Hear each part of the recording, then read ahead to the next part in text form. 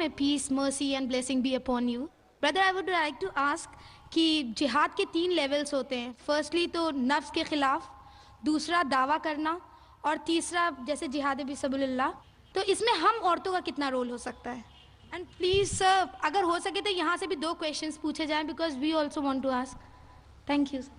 بہن نے سوال کیا ہے کہ جہاد کے 3 لیول ہوتے ہیں, ایک جہاد نفس, ایک دعویٰ, ایک جہاد فی سبیل اللہ. وہ سارے جہاد فی سبیل اللہ ہے.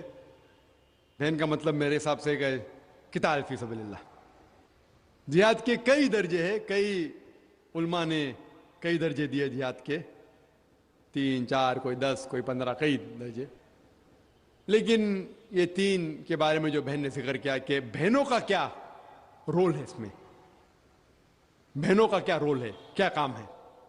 جہاں تک کہ جہاد نفس کا سوال ہے, وہ ہر مسلمان کو کرنا چاہے وہ مرد یا عورت ہو, کہ اگر کوئی شیطان آپ کو بھڑکا رہا ہے کہ ایسا مت کرو, اللہ سے دور جاؤ, تو آپ کو اپنے نفس سے جہاد کرنا چاہیے.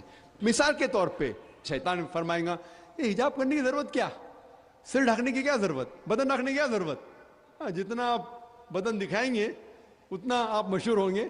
یہ شیطان بھڑکا رہا ہے, تو آپ جہاد کریں گے کہ خواتین کا فرض ہے کہ وہ سارے جسم کو ڈھک کے, جو صرف دکھا سکتی ہے وہ چہرہ اور یہ, تو یہ جہاد نفس ہوا.